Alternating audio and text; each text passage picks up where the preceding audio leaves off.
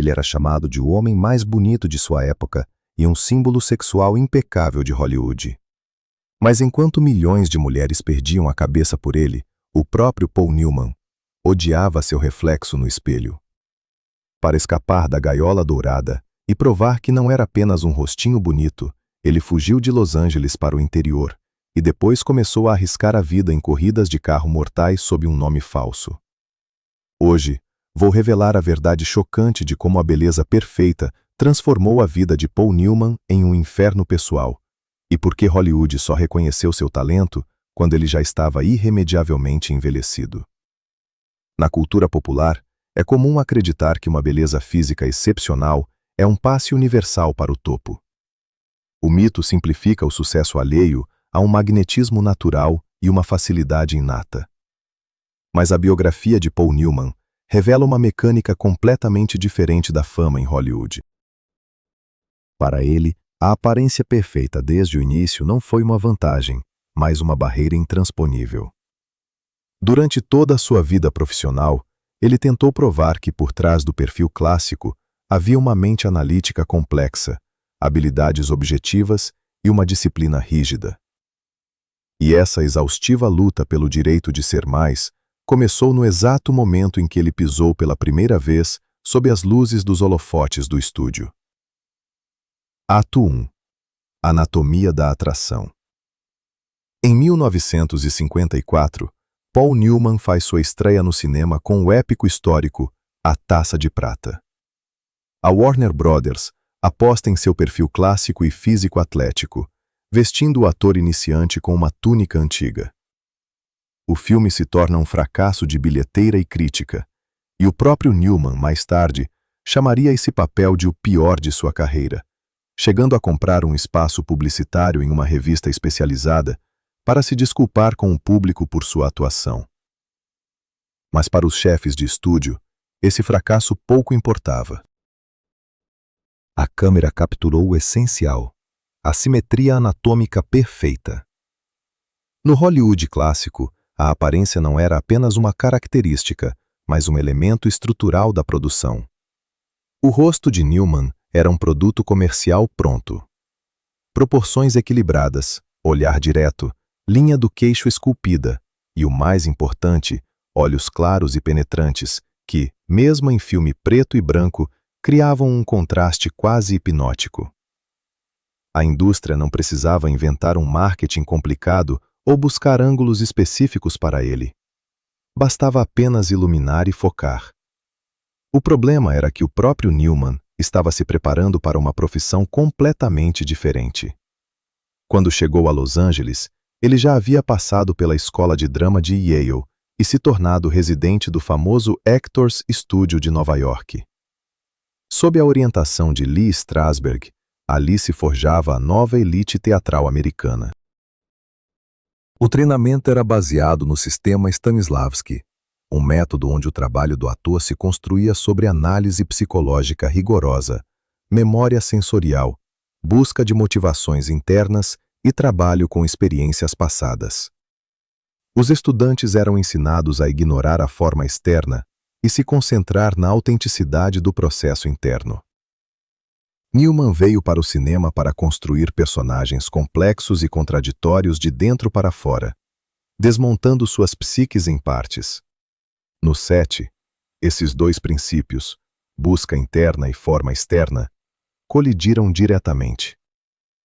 Newman podia passar semanas elaborando a biografia de seu personagem, construindo uma complexa arquitetura de reações subconscientes. Mas para os diretores de estúdio da velha guarda, isso muitas vezes era apenas ruído excessivo. Dele se exigia apenas que ficasse no ponto certo, captasse a luz de fundo e dissesse suas falas. As cenas com sua presença funcionavam independentemente de quão profundamente ele mergulhava no papel. A forma física sobrepunha qualquer conteúdo significativo. A imagem visual era captada pelo público instantaneamente, antes mesmo que o ator fizesse o primeiro gesto ou pronunciasse a primeira fala. Foi nesse momento que a aparência perfeita deixou de ser uma vantagem e se tornou uma limitação estrutural. Quando um ator tem uma falha visual óbvia, uma textura não convencional ou um desvio claro da norma clássica, ele é forçado a compensar isso com técnica. Ele precisa conquistar o espaço do quadro através da ação, entrega excepcional ou intelecto. Newman não precisava conquistar nada. O público se rendia na primeira grande tomada de seu rosto. Mas para alguém criado no paradigma do trabalho intelectual do ator, isso tirava todo o peso do trabalho. O sucesso, garantido exclusivamente pela loteria genética, não podia ser reivindicado como uma conquista profissional própria. O sistema de produção em massa dos estúdios oferecia a ele um caminho confortável, mas rigidamente regulamentado. Contratos de longa duração previam para ele a exploração do papel de herói romântico clássico.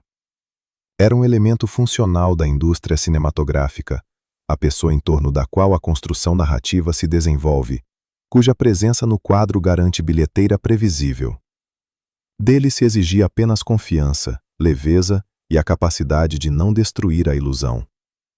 Para a maioria dos jovens atores, isso seria o auge dos sonhos de carreira e o ponto final da jornada.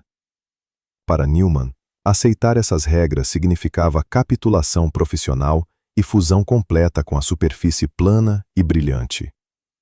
Ele começou a perceber sua aparência não como uma ferramenta de trabalho, mas como uma barreira surda. Um rosto muito perfeito tem resistência zero ao ambiente.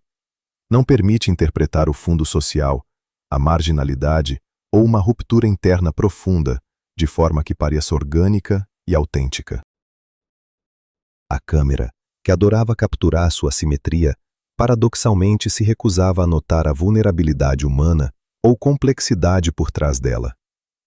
A indústria lhe deu uma versão de si mesmo muito perfeita, e agora cada tentativa de interpretar fraqueza, dúvida ou imperfeição inevitavelmente esbarrava na desconfiança do público. A resposta comportamental de Newman a esse isolamento foi uma distância artificial. Ele não tentou mudar radicalmente a aparência, ganhar peso ou interpretar papéis grotescos para se livrar da máscara de galã. Em sua interpretação, isso pareceria um truque teatral superficial. Em vez disso, ele começou a desenvolver uma presença específica de contenção. Frieza nas reações, olhar distante, quase ausente, uma mímica minimalista e seca. Ele parecia se recusar a ir ao encontro da câmera, forçando o aparelho e o público a buscar significado em seu silêncio. Essa disciplina interna rigorosa tornou-se para ele a única maneira de manter o controle sobre o volume de informação que lhe transmitia ao público. No entanto, o mecanismo do mito público rapidamente adaptou essa resistência, registrando a frieza como uma forma de magnetismo natural. A contenção de Newman começou a ser embalada e vendida como uma nova forma de atração masculina. Aquela que não pede atenção, não bajula o espectador e por isso o atrai ainda mais.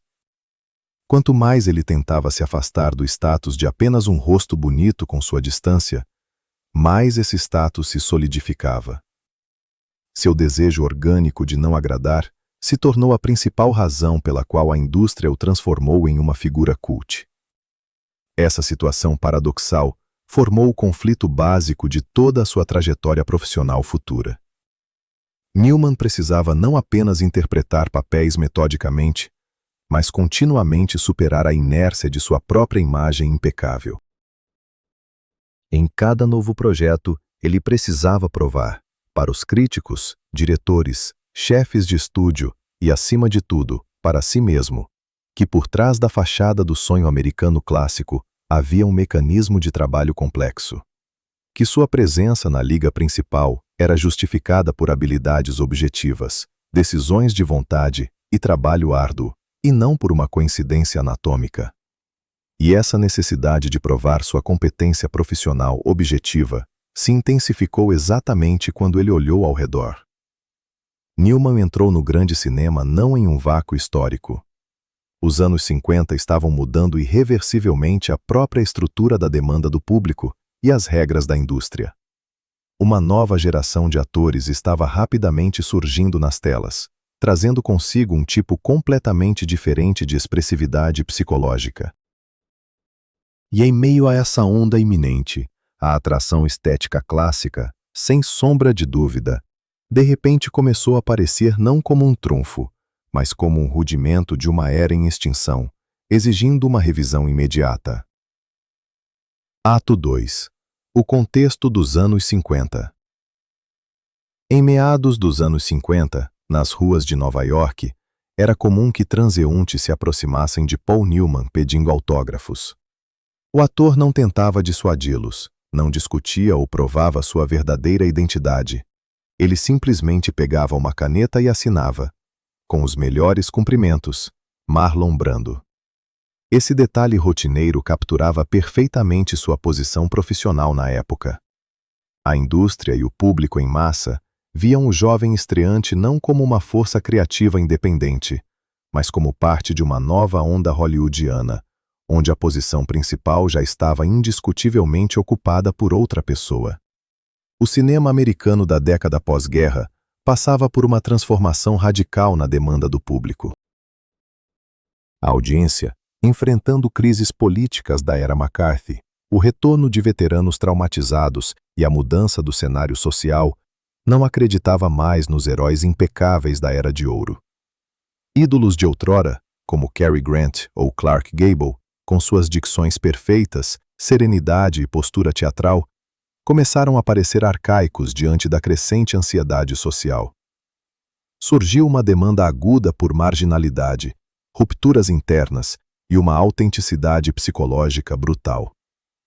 Uma energia completamente nova irrompeu nas telas, tendo Brando como seu principal condutor. Ele murmurava falas, ignorava a iluminação de estúdio, andava curvado e transmitia uma imprevisibilidade visceral, nascida de neuroses profundas e não resolvidas. Newman veio para o cinema do mesmo ambiente profissional. Ele era formado pelo famoso Actors Studio de Nova York, onde Lee Strasberg ensinava e Elia Kazan realizava seus experimentos. Ele dominava brilhantemente as mesmas ferramentas do método Stanislavski, sabia trabalhar meticulosamente com subtexto, memória emocional e motivos ocultos de comportamento. No entanto, sua fisiologia teimava em transmitir uma mensagem oposta. O rosto e a plástica pesada e agressiva de Brando refletiam organicamente o submundo social, o conflito de classes e a raiva proletária. A aparência de Newman transmitia a saúde física inquestionável, a tranquilidade de um campus universitário da Ivy League e o triunfo absoluto do bem-estar americano pós-guerra. Quando Brando sofria ou se rebelava abertamente na tela, a audiência via um homem quebrado, que fisicamente não se encaixava no ambiente burguês ao seu redor. Quando Newman tentava realizar as mesmas tarefas técnicas, usando o mesmo método de preparação, o público via apenas um jovem bonito, cujos problemas pareciam apenas um mal-entendido temporário. A objetiva da câmera implacavelmente suavizava qualquer neurose que o ator tentasse artificialmente trazer para seu papel.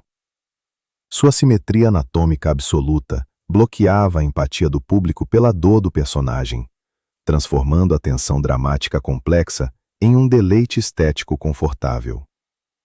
O público, em um nível subconsciente, se recusava a acreditar que alguém com um rosto tão impecável pudesse ser verdadeiramente quebrado pelo sistema.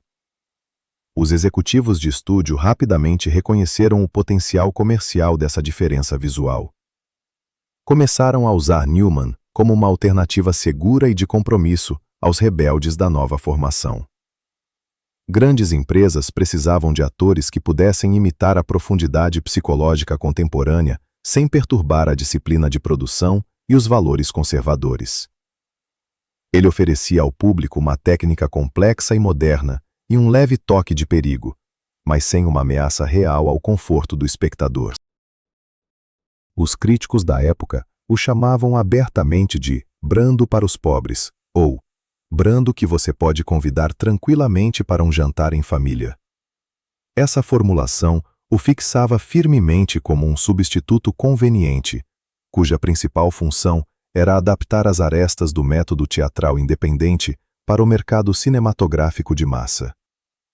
Estar nesse sistema rígido de coordenadas exigia de Newman contramedidas constantes e exaustivas. Para provar sua pertença a uma escola dramática séria e evitar o destino de uma falsificação glamourosa, ele precisava literalmente superar a resistência de seu próprio corpo. No filme biográfico de 1956, Alguém Lá em Cima Gosta de Mim, onde interpretou o delinquente de rua e boxeador Rocky Graziano, papel originalmente destinado ao tragicamente falecido James Dean, Newman realizou um trabalho analítico colossal. Passou semanas na companhia do verdadeiro Graziano, copiando seus defeitos específicos de fala, tornando sua caminhada mais pesada e distorcendo intencionalmente sua plástica, na tentativa desesperada de apagar da tela qualquer sinal de superioridade intelectual e bem-estar inato. Essa transformação funcionou como uma forte e convincente declaração profissional, mas não alterou a configuração global de forças na indústria. Os estúdios de Hollywood reconheceram suas habilidades técnicas objetivas, mas continuaram a colocá-lo sistematicamente em tramas melodramáticas convencionais. No final dos anos 50, a produção estava mudando ativamente para adaptações coloridas em larga escala de peças de sucesso da Broadway, onde do ator principal se exigia, antes de tudo, sofrer belamente em cenários ricamente decorados. A adaptação da peça de Tennessee Williams, Gata em Teto de Zinco Quente, de 1958, tornou-se a culminação e, ao mesmo tempo, a principal armadilha dessa tendência. Nesse projeto, Newman interpretou Brick, um ex-atleta quebrado, definham em mansões vazias, preso em uma teia tóxica de mentiras familiares. No entanto, para atender às rigorosas normas de censura de Hollywood na época, o estúdio limpou completamente do roteiro o motivo original do personagem, a homossexualidade oculta e o trauma psicológico profundo e destrutivo a ela associado. O resultado foi um homem incrivelmente atraente na tela, que durante todo o filme bebe uísque e olha melancolicamente para o horizonte, apoiado em uma bengala. A tarefa do ator foi artificialmente reduzida a demonstrar uma bela melancolia masculina em dueto com Elizabeth Taylor. O filme se tornou um sucesso de bilheteira colossal e rendeu a Newman sua primeira indicação ao Oscar.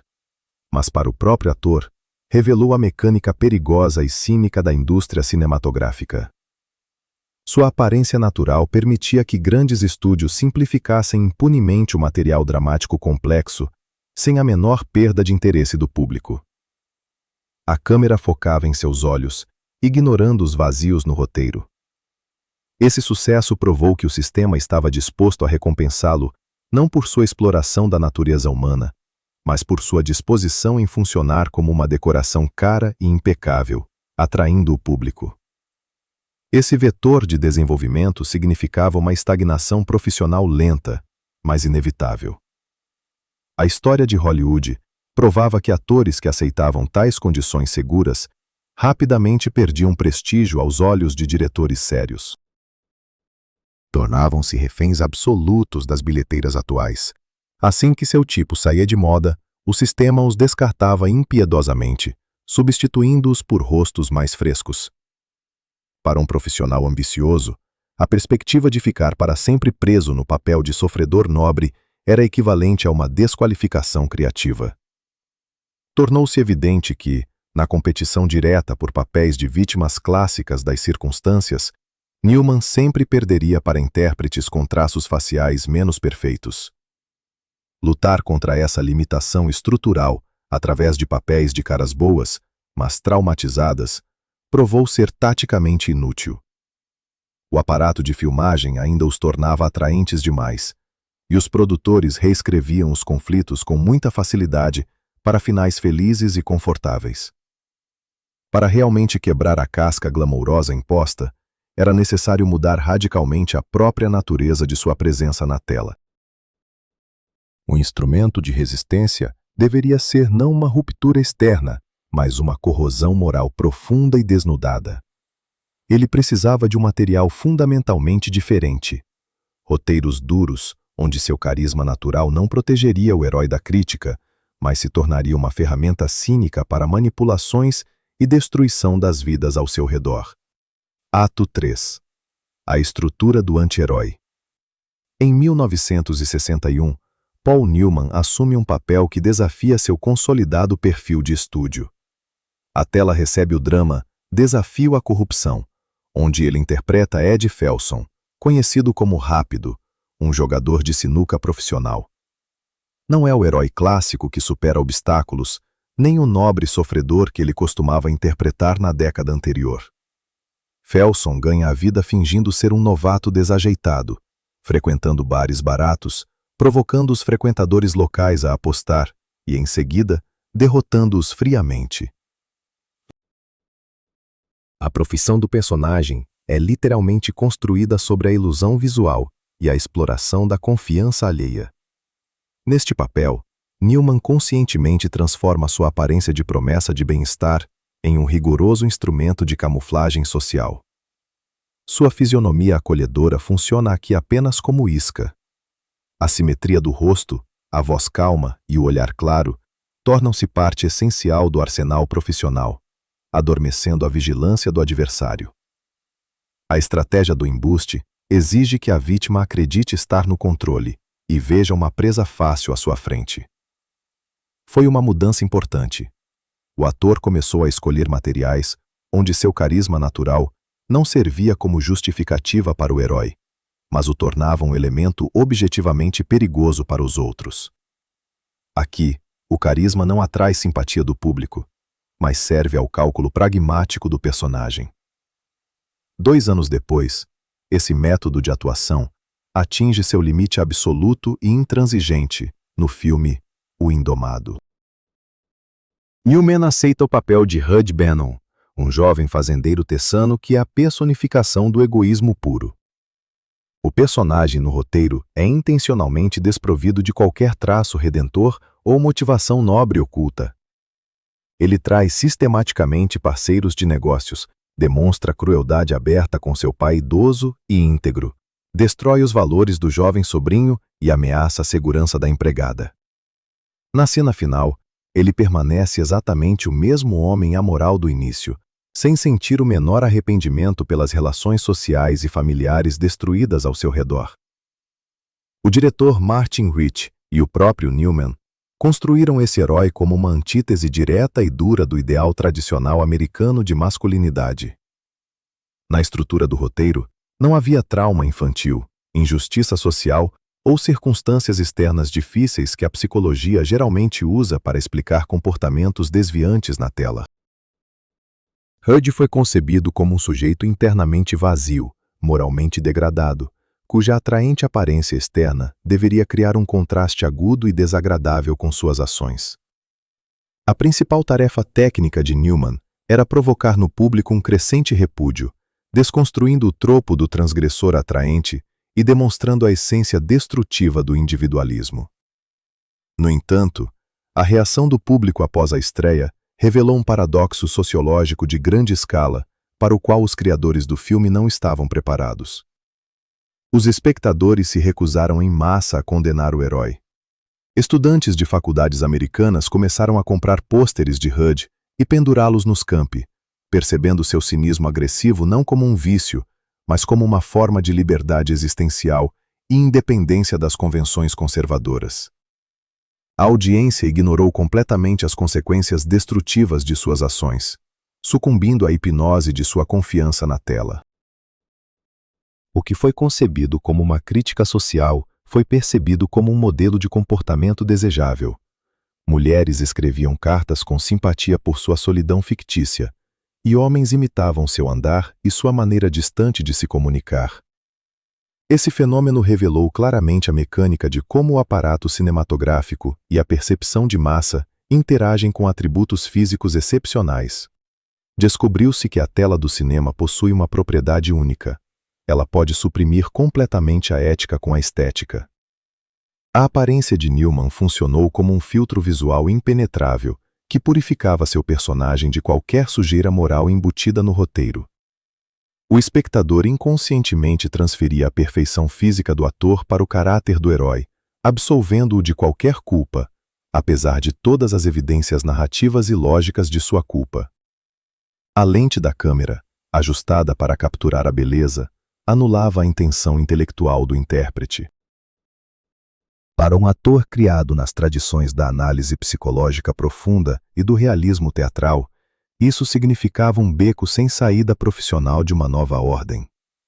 A tentativa de usar seu próprio carisma como uma arma analítica contra as expectativas do público fracassou de forma esmagadora. Newman se esforçava para interpretar pessoas repulsivas, tóxicas e egoístas, na esperança sincera de destruir o halo glamuroso de homem perfeito que a indústria lhe impôs. Mas o sistema de produção cinematográfica e o público simplesmente assimilaram essa crueldade na tela, transformando-a em uma nova e ainda mais bem-sucedida tendência comercial. O rótulo de anti-herói foi rapidamente adaptado pelos departamentos de marketing dos estúdios. As características negativas dos personagens não desconstruíram sua imagem aos olhos da sociedade, mas apenas adicionaram uma acuidade e modernidade desejadas. Descobriu-se que o status de superestrela e a perfeição anatômica superam a técnica de atuação, independentemente do gênero, tonalidade e qualidade do material dramático. Mesmo quando Newman realizava brilhantemente seu trabalho, trazendo à tona os lados mais sombrios e desagradáveis da natureza humana, a indústria ainda vendia ao público apenas a forma. Os executivos dos estúdios perceberam que Newman, no papel de vilão, não era um risco comercial, mas apenas outra embalagem extremamente lucrativa do mesmo produto. A anatomia sempre se mostrava mais forte que a dramaturgia. A conclusão desse paradoxo foi objetiva e desanimadora.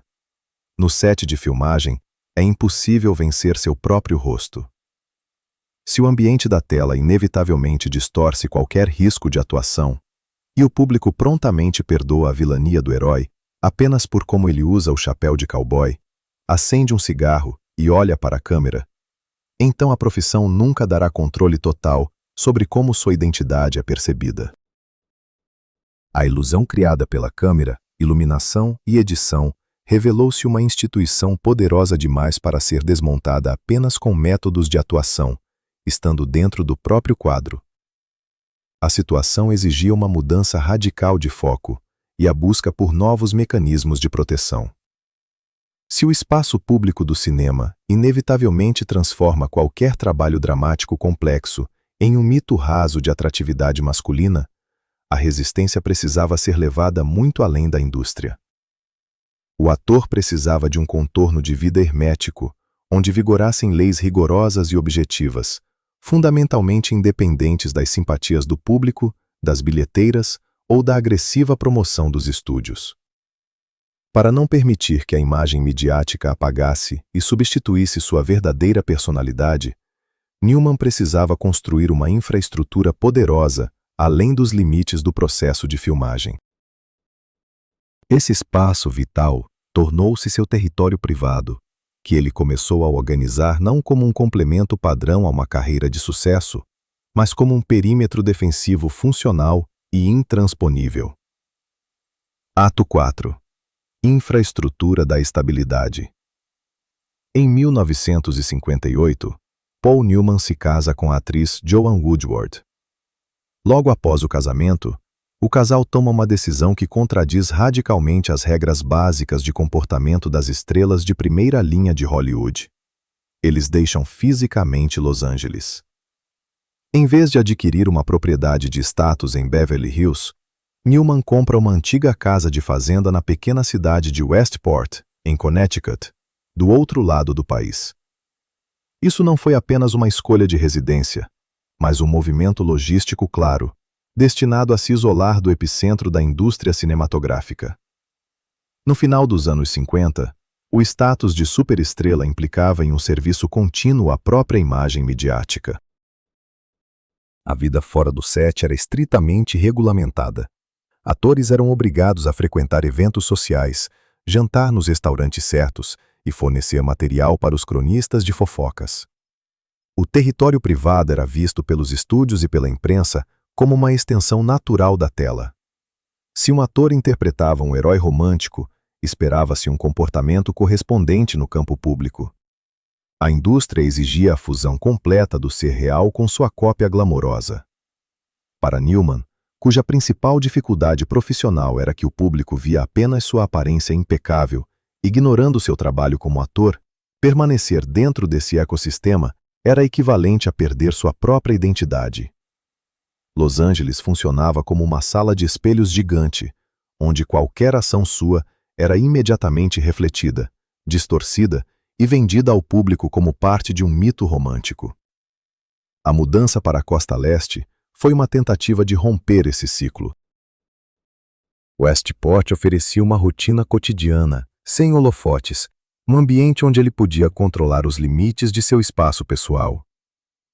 O próprio casamento com Joan Woodward, nesse sistema de coordenadas, adquiria o significado de uma base funcional sólida, e não de material para capas de revistas. Woodward pertencia à mesma escola teatral do método Stanislavski, e no momento do casamento, já possuía um prêmio da Academia Americana por um papel psicológico complexo. A união deles se baseava em princípios profissionais comuns e respeito mútuo pelo ofício, e não na sinergia de dois capitais midiáticos. Woodward tornou-se para Newman uma âncora que o mantinha na realidade, impedindo-o de se dissolver no status de símbolo sexual de uma geração. A organização desse ambiente autônomo tornou-se um método funcional de manter a sanidade. Em Connecticut, Newman não era um ídolo de Hollywood. Ele era um morador local que cortava a grama, ia à loja de materiais de construção e cuidava dos filhos. Ele conscientemente desmistificava seu cotidiano.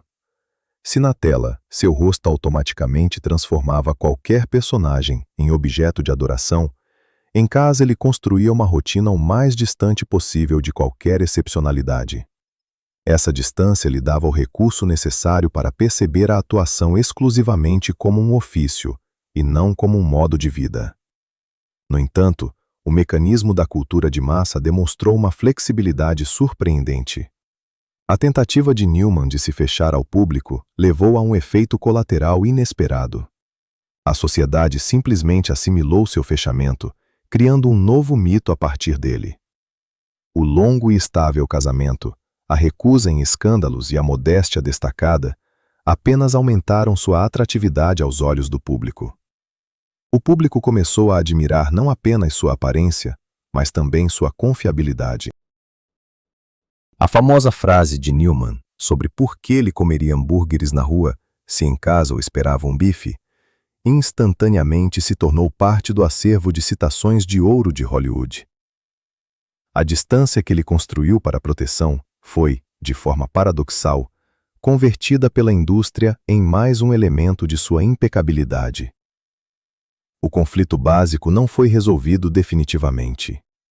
O isolamento em Connecticut protegia de forma confiável a vida privada, mas não resolvia o principal problema dentro da profissão. Newman ainda precisava voltar ao set e trabalhar diante das câmeras, que continuavam a romantizar cada movimento seu. Após falhar em suas tentativas de quebrar sua imagem através de anti-heróis repulsivos e perceber que até mesmo sua estabilidade familiar fortalecia o mito, ele começou a buscar uma nova estratégia de presença em cena. Se o público se recusava a ver nele feiura ou fraqueza, restava privar esse olhar de reciprocidade. Desenvolver um estilo de comportamento em tela em que a abertura externa ocultasse um distanciamento social absoluto. Ato 5. Resistência passiva. Em 1967, a tela foi dominada pelo drama Rebeldia Indomável. Na cena inicial, o personagem de Paul Newman, sem razão aparente, sem manifesto político ou motivo oculto, começa a decapitar parquímetros nas ruas. Por esse delito administrativo, ele é condenado e enviado a um campo de trabalho no sul dos Estados Unidos. Esse ato não tem cor ideológica, não é um protesto social, nem uma tentativa de chamar atenção, mas sim uma ação mecânica de alguém que se recusa a funcionar dentro da lógica social estabelecida. Em isolamento rígido, o personagem enfrenta um sistema que exige não apenas trabalho físico extenuante, mas uma submissão psicológica total e incondicional. Em uma das cenas-chave do filme, esse mecanismo de pressão é revelado através de um confronto físico. Luke entra em uma luta de boxe com o líder dos prisioneiros, um homem que simboliza a hierarquia interna do pátio da prisão. O adversário é maior, mais forte e, repetidamente, derruba o herói. O sistema espera uma reação natural. O derrotado deve permanecer no chão e reconhecer publicamente sua posição submissa. No entanto, Luke quebra esse padrão previsível. Ele continua se levantando, limpando o sangue do rosto e sorrindo indiferente. O herói não demonstra agressão, não tenta revidar e não incita os outros presos a uma rebelião coletiva. Sua resistência se expressa apenas na resistência anômala e na recusa categórica de jogar pelas regras do ritual, onde o forte sempre dita sua vontade ao fraco. Essa estratégia de desobediência passiva tornou-se para Newman não apenas um brilhante desafio de atuação, mas uma ferramenta ideal para resolver seu próprio conflito profissional de longa data. A experiência em filmes anteriores no início da década provou de forma convincente que um confronto aberto com as expectativas do público não funcionava mais. Quando o ator assumia papéis de personagens abertamente tóxicos, cruéis ou imorais, na esperança sincera de destruir sua imagem idealizada na tela, o público e a indústria simplesmente neutralizavam essa escuridão. O aparato cinematográfico transformava automaticamente qualquer tentativa de interpretar um vilão em uma nova forma de apelo estético, atribuindo os defeitos ao magnetismo natural. Ao perceber que não poderia vencer seu próprio rosto através da negação agressiva, Newman mudou radicalmente sua abordagem à presença em cena. Ele parou de tentar afastar o público e escolheu a tática do total distanciamento emocional, codificando em rebeldia indomável um novo tipo de comportamento na tela. Newman não tentava mais provar ao público a complexidade de seu trabalho interno ou impor um profundo subtexto psicológico, como lhe ensinaram no Actors Studio. Em vez disso, ele construiu ao redor de seu personagem uma barreira impenetrável de calma e indiferença destacada. Seus famosos olhos claros, que os diretores da era clássica de Hollywood usavam como ferramenta infalível para criar proximidade romântica ou transmitir dor emocional, mudaram de função.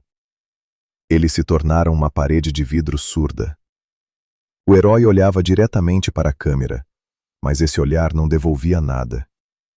Apenas registrava o que acontecia, categoricamente não permitindo que o mundo externo penetrasse e obtivesse a reação emocional esperada. Essa maneira minimalista de atuar tornou-se um reflexo preciso, quase documental, do real distanciamento social do próprio ator em relação ao ecossistema de Hollywood.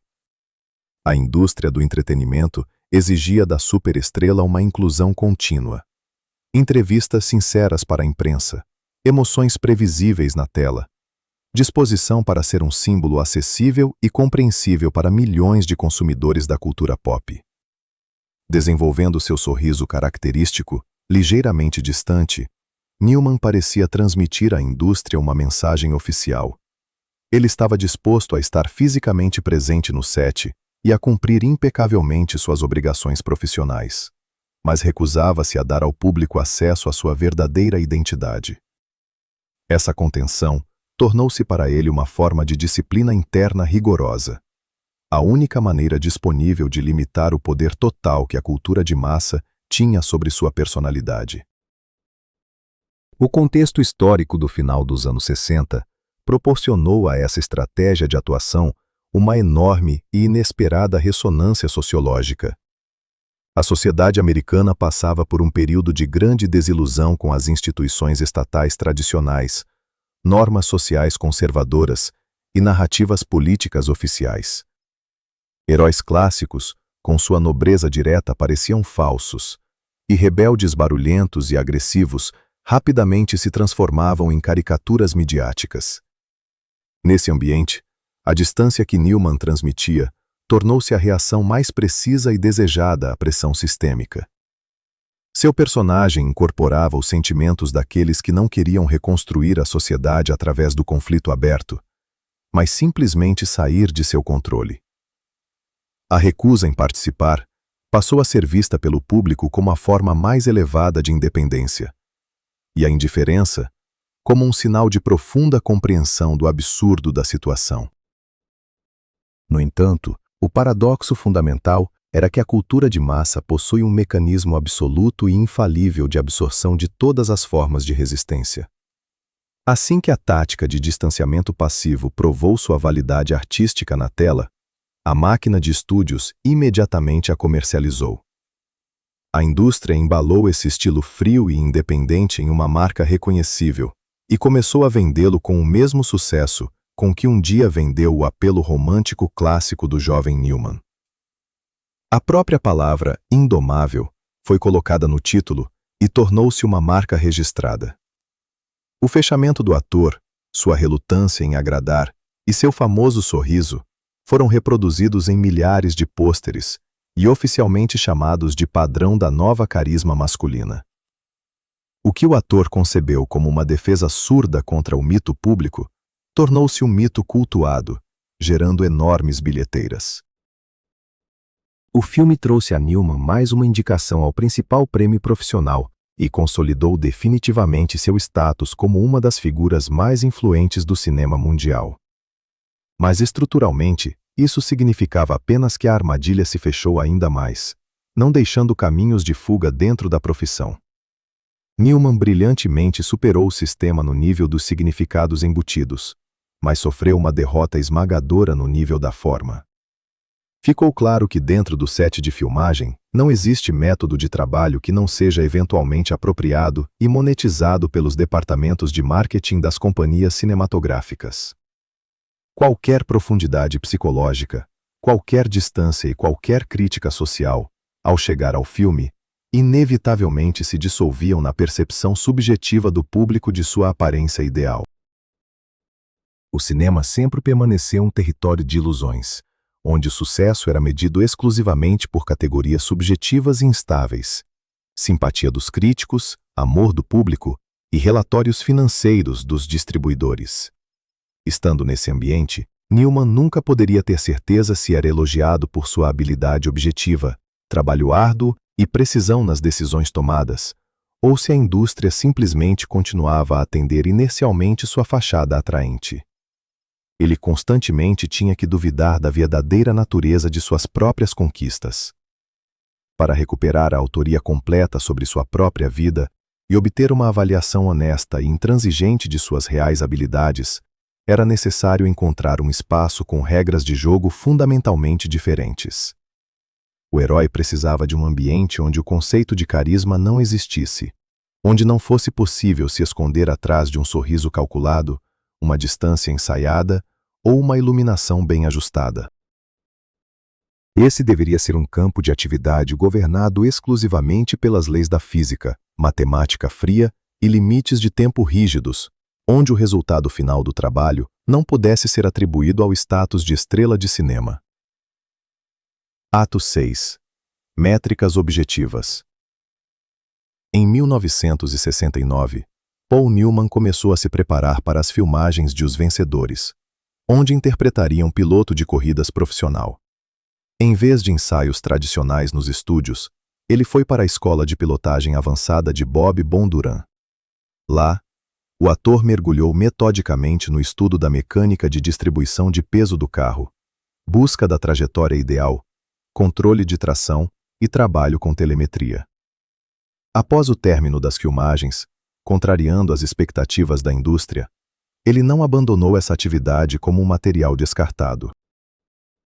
Newman se qualificou, obteve uma licença de corrida profissional do Clube Americano de Automóveis Esportivos e, em 1972, oficialmente entrou no grid de largada. Nos registros oficiais das corridas, ele se inscrevia sob o seco inicial P. L.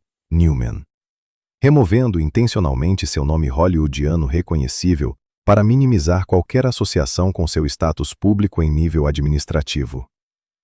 A escolha do automobilismo não foi ditada por uma busca banal por adrenalina ou pelo desejo de sustentar a imagem de um cara ousado, como a imprensa frequentemente o retratava. A pista de corrida era um ecossistema fechado e rígido, com regras de avaliação das ações humanas radicalmente diferentes daquelas a que ele estava acostumado em Hollywood. O cinema se baseia historicamente na ilusão e na percepção extremamente subjetiva. No cinema, uma atuação fraca pode ser escondida com uma edição bem feita, iluminação precisa, trabalho de dublê ou simplesmente um quadro fisicamente atraente. Na pista, o único juiz implacável é o cronômetro. Este dispositivo é absolutamente imparcial.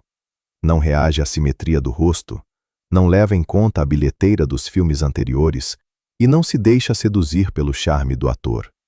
O tempo de volta é uma constante física que não pode ser simulada ou falsificada para agradar ao público. Durante quase 20 anos de trabalho na indústria cinematográfica, Newman sofreu de uma forma específica de ansiedade profissional. Criado nos princípios analíticos rigorosos do sistema Stanislavski, ele nunca pôde ter certeza absoluta da verdadeira natureza de seu sucesso. Quando críticos especializados elogiavam seu trabalho dramático e o público comprava ingressos em massa para as estreias, ele sempre tinha uma dúvida estrutural. Estavam avaliando sua habilidade técnica ou o sistema apenas continuava a vender sua loteria genética com sucesso? O automobilismo ofereceu-lhe uma métrica objetiva e definitiva. Se o carro cruzasse a linha de chegada em primeiro, isso era uma prova irrefutável de cálculo correto, disciplina de ferro e coordenação perfeita. O sucesso aqui não pode ser explicado por belos olhos. É alcançado exclusivamente por meio de ações corretas e matematicamente precisas, sob enorme pressão. O próprio ambiente físico do automobilismo proporcionava ao ator algo que ele não tinha desde o lançamento de seus primeiros filmes de sucesso: anonimato total e incondicional. Assim que Newman vestia o macacão à prova de fogo, colocava a balaclava e fechava o capacete, seu rosto famoso desaparecia completamente de vista. Na cabine apertada de um carro de corrida, ele deixava de ser um símbolo cultural, um ídolo sexual ou um objeto de adoração em massa. Ele se transformava em uma unidade funcional, o operador de uma máquina complexa. O carro de corrida reage exclusivamente aos dados de entrada, o ângulo de rotação do volante, a força no pedal do freio, a pontualidade na troca de marchas. A técnica é cega às prerrogativas sociais e estéticas de seu piloto, exigindo apenas a execução impecável dos algoritmos de comportamento na pista. Um nível adicional de objetividade nessa nova área de atuação era dado pelo fator fisiológico e etário. Newman começou a competir sistematicamente em séries profissionais na idade em que a maioria dos pilotos já encerra suas carreiras. Quando começou os campeonatos regulares, ele tinha cerca de 50 anos. Nessas condições, ele precisava se apoiar não na velocidade de reação juvenil ou na agressividade natural, mas na autodisciplina rigorosa, memória espacial e compreensão profunda da física do processo. A cabine de um carro esportivo, desprovida de qualquer isolamento acústico e sistemas de ar-condicionado, durante uma corrida longa, representa um ambiente agressivo com temperaturas extremamente altas e constantes sobrecargas gravitacionais. Sobreviver e vencer nessas condições exigia verdadeira resistência física, que não podia ser criada com ilusões óticas de um estúdio de filmagem. Os resultados de Newman na pista se tornaram a principal prova da seriedade de suas intenções. Ele não permaneceu no confortável status de turista rico, divertindo-se nos fins de semana ao volante de carros caros. Competindo em carros modificados da marca Datsun, ele venceu vários campeonatos nacionais em sua classe. A culminação desse processo foi em 1979, quando o ator participou da lendária corrida de resistência 24 horas de Le Mans. Pilotando um potente Porsche em condições climáticas desafiadoras, incluindo uma chuva torrencial noturna, e suportando um esgotamento físico colossal, sua equipe terminou em segundo na classificação geral e primeiro em sua classe. Foi uma conquista de altíssimo nível esportivo, excluindo qualquer conversa sobre acaso. A comunidade profissional de pilotos e mecânicos, que inicialmente via a presença de uma estrela de Hollywood no paddock, com ceticismo compreensível e não disfarçado, foi forçada a reconhecer oficialmente sua competência. O respeito nesse ambiente fechado era baseado exclusivamente em dados estatísticos rigorosos de telemetria, e não no peso midiático. Graças ao automobilismo, Newman, pela primeira vez em sua vida, obteve uma confirmação material e inquestionável de sua própria importância. Os troféus conquistados na pista não eram concedidos por um júri subjetivo sob a influência do lobby dos estúdios. Paradoxalmente, essa validação externa, absolutamente rigorosa, reduziu o grau de seu conflito interno com o cinema. Tendo provado sua competência profissional, onde a aparência não importa, ele passou a lidar de forma muito mais tranquila com a exploração de sua imagem na tela. No entanto, o mecanismo da cultura de massa não pretendia deixar sua principal estrela em paz. Repórteres de colunas sociais e fotógrafos foram em massa para os autódromos, mas não estavam minimamente interessados em questões de ajuste de suspensão, escolha de pneus ou tática de corrida. Eles vinham exclusivamente para fotografar Newman de capacete. A imprensa rapidamente adaptou sua nova atividade, romantizando o automobilismo mortalmente perigoso como o hobby ideal e masculino de um ícone de Hollywood. A indústria tentou integrar suas conquistas frias e técnicas de volta ao mito subjetivo e glamouroso de um homem impecável, que conquistava com a mesma facilidade tanto o público em massa quanto as pistas de alta velocidade. A atenção da imprensa à sua carreira esportiva demonstrou claramente uma verdade inevitável.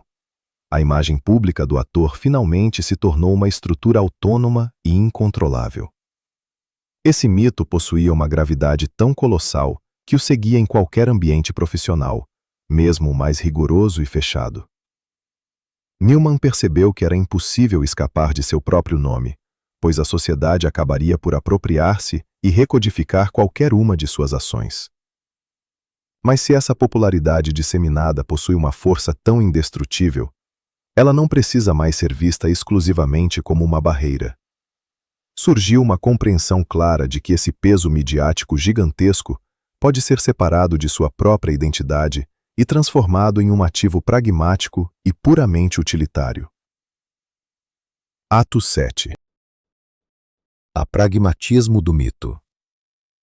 Em 1982, Paul Newman misturou um lote de molho caseiro para salada, encheu garrafas de vinho vazias e distribuiu aos vizinhos como presente de Natal. O que parecia uma situação doméstica comum se transformou em um projeto de negócios sem precedentes. Junto com o escritor A.I. Hotchner, ele fundou a empresa alimentícia Newman's Own. O detalhe principal desse empreendimento comercial não era a receita original do produto ou a logística de produção complexa, mas sim sua embalagem de marketing. Newman colocou seu próprio rosto, desenhado em um estilo clássico e reconhecível, diretamente no rótulo de cada garrafa. À primeira vista, esse passo parecia negar toda a sua estratégia de carreira anterior. Por décadas, o ator lutou contra a exploração comercial de sua aparência. Mudou-se para Connecticut para se esconder da indústria das ilusões. Escolheu papéis de anti-heróis repulsivos para destruir o halo glamuroso e usava capacete à prova de fogo nas pistas de corrida para ser avaliado apenas pelos resultados objetivos do cronômetro. Agora, ele voluntariamente entregava seu principal ativo visual ao mercado de massa. Seus famosos olhos azuis e sorriso característico estavam nas prateleiras dos supermercados ao lado de ketchup industrial e vegetais enlatados. No entanto, O estatuto da corporação continha uma cláusula radical que mudava completamente a natureza dessa decisão. 100% dos lucros líquidos da empresa eram destinados a projetos sociais e de caridade. Newman não vendia seu rosto para obter dividendos financeiros pessoais. Ele institucionalizou sua própria imagem pública, transformando-a em um mecanismo autônomo e altamente eficaz de arrecadação de fundos. O ator finalmente reconheceu que o mito midiático da estrela de Hollywood possuía uma gravidade comercial colossal, quase ilimitada, que existia e funcionava de forma totalmente independente de sua personalidade real.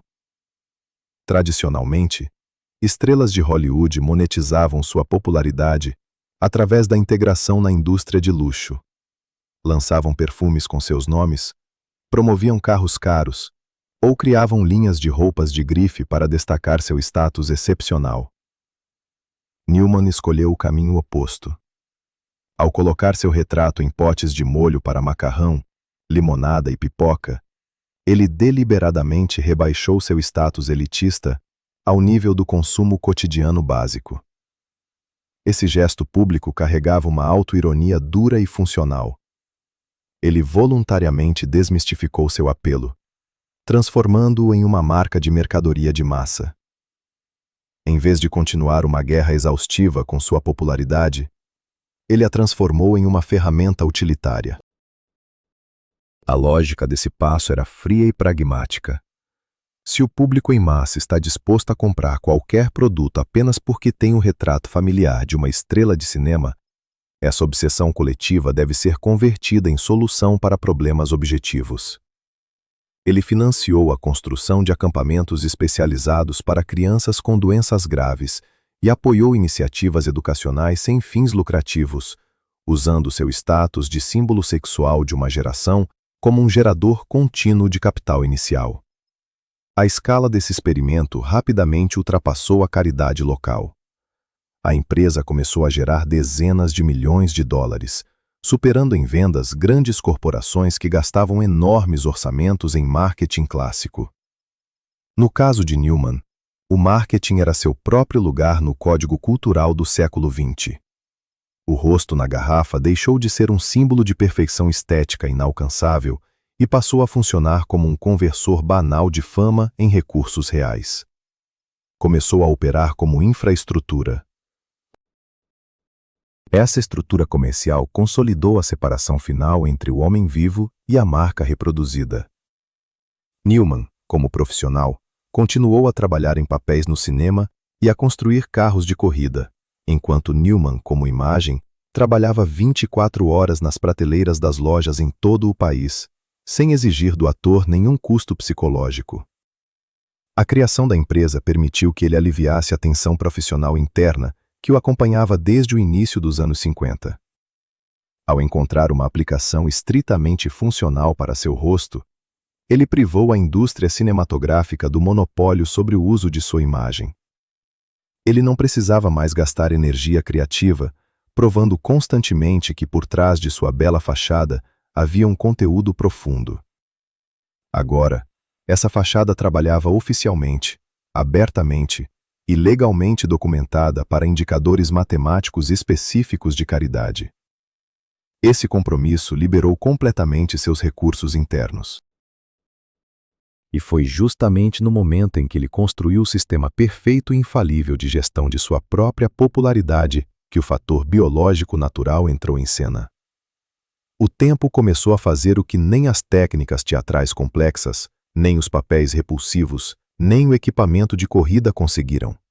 Começou a destruir lentamente aquela mesma perfeição física com a qual o ator teve que competir durante toda a sua vida. Ato 8. O direito à imperfeição. Em 1982, chega às telas o drama judicial de Sidney Lumet, O Veredito. Paul Newman interpreta Frank Galvin, um advogado cuja carreira foi devastada por anos de solidão, uma série de fracassos e compromissos éticos duvidosos. Nas primeiras cenas do filme, o público vê um homem bebendo ovos crus com cerveja para acalmar o tremor matinal, enquanto distribui mecanicamente seus cartões profissionais para parentes enlutados em funerárias. A câmera de Lumet captura o rosto do ator com precisão documental implacável. Rugas profundas, olhar apagado e cansado, inchaço, cabelos grisalhos.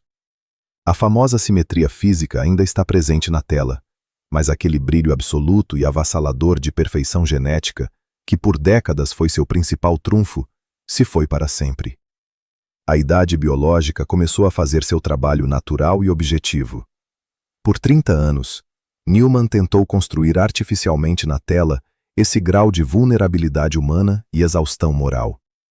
Ele escolhia deliberadamente roteiros sobre marginais sociais, interpretava pecuaristas moralmente decadentes, vigaristas cínicos e rebeldes distantes, na esperança sincera de romper com sua imagem pública idealizada.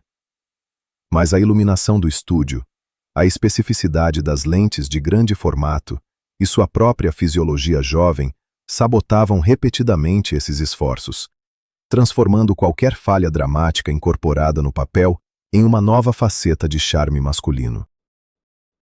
Agora, o envelhecimento natural fez o que não era possível alcançar nem com as complexas técnicas do método Stanislavski, nem com os confrontos abertos com os produtores de Hollywood. A idade desmontou objetivamente a barreira estrutural intransponível entre o ofício interno do ator e a percepção do público em massa. Nas rígidas coordenadas da indústria de Hollywood, o declínio físico é tradicionalmente visto como uma catástrofe profissional em larga escala. Isso é especialmente verdadeiro para intérpretes cujo status inicial foi construído exclusivamente sobre uma atratividade visual extrema. Toda a infraestrutura de produção dos grandes estúdios é historicamente voltada para a conservação da juventude. São usadas lentes especiais suaves, filtros corretivos, controle rígido de ângulos e maquiagem complexa para esconder qualquer sinal do tempo. Atores desse tipo convencional geralmente lutam até o fim para manter seu status de herói romântico, vendo cada nova ruga como uma ameaça direta ao seu valor de mercado e potencial de bilheteira. O sistema industrial exige que eles mantenham a ilusão óptica criada a qualquer custo. Newman escolheu uma estratégia de comportamento diametralmente oposta e radical. Ele se recusou categoricamente a usar qualquer ferramenta institucional de conservação da aparência. Nas filmagens de O Veredito, ele insistiu na ausência de iluminação favorável e proibiu os maquiadores de esconder os sinais de cansaço físico. Isso não foi apenas uma decisão do diretor Lumet ou um detalhe estilístico passageiro. Foi uma escolha funcional e pragmática do próprio ator. Ele conscientemente permitiu que o equipamento de filmagem documentasse sua fraqueza relacionada à idade, porque era isso que finalmente privava o público da possibilidade de se deleitar confortavelmente com uma imagem bonita. A perda da camada brilhante tornou-se para ele não uma perda de posições na carreira, mas uma libertação tão esperada da necessidade de atender infinitamente às expectativas estéticas alheias. A reação da comunidade profissional e do público em massa ao Veredito foi fundamentalmente diferente da recepção de seus ousados filmes dos anos 60. Os espectadores não tentaram mais romantizar Frank Galvin, não penduraram pôsteres com sua imagem em campi universitários e não copiaram seu comportamento destrutivo. O público foi forçado a observar o trabalho complexo e pesado de um profissional quebrado, que tenta com todas as forças realizar uma única ação correta e ética. Pela primeira vez em toda a carreira de Newman, os críticos de cinema começaram a analisar em massa e meticulosamente não seu magnetismo natural, mas sua técnica de atuação. A precisão das pausas mantidas, o controle sobre a micromímica, o trabalho com a respiração e o brilhante uso do método analítico. A base de atuação finalmente se tornou o principal e único assunto de discussão. 4 anos depois, esse processo de reconhecimento institucional atinge sua culminação lógica absoluta. Em 1986, o diretor Martin Scorsese lança A Cor do Dinheiro, uma continuação direta do clássico Desafio à Corrupção. Newman retorna ao papel de Ed Felson, o mesmo jogador de bilhar que ele usou 25 anos atrás na primeira tentativa séria de desconstruir seu infalível mito romântico. Mas agora a arquitetura do filme é construída de maneira completamente diferente. Felson não é mais um provocador ousado e autoconfiante. Ele assume o papel seco de um mentor cansado e pragmático, observando seu jovem, impulsivo e fisicamente impecável protegido, interpretado pelo jovem Tom Cruise. A estrutura deste filme cria um diálogo visual direto e rígido entre o passado e o presente de Newman. A câmera de Scorsese observa Cruise com a mesma avidez estética que a indústria reservava para o jovem Newman, capturando sua energia transbordante, autoconfiança absoluta e sorriso deslumbrante. Neste cenário brilhante, a atuação de Newman é intencionalmente desprovida de qualquer brilho performático.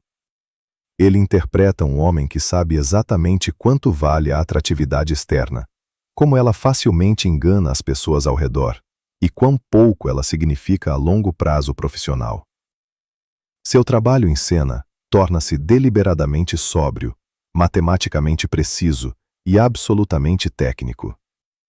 Foi exatamente esse papel, desprovido de efeitos externos, que trouxe a Paul Newman seu primeiro e único prêmio competitivo da Academia Americana de Cinema na categoria de melhor ator. A cronologia desse reconhecimento institucional é extremamente reveladora para entender a mecânica de toda a sua carreira. O sistema não premiou com a estatueta durante o longo período em que ele foi a estrela mais popular, rentável e visualmente perfeita de Hollywood, garantindo lucros financeiros recordes para os estúdios.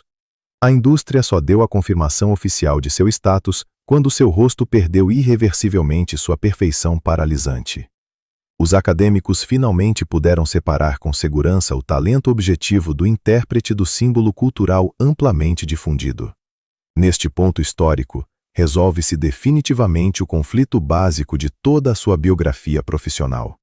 O envelhecimento fisiológico, que causava terror existencial em toda a indústria do entretenimento, tornou-se para Newman o aliado mais confiável. O tempo biológico desmontou metodicamente aquela versão de si mesmo, perfeita demais, que os chefes de estúdio lhe impuseram no início dos anos 50. Ao perder a camada protetora, mais isolante, da beleza absoluta, ele perdeu para sempre a necessidade de defender agressivamente seus limites pessoais.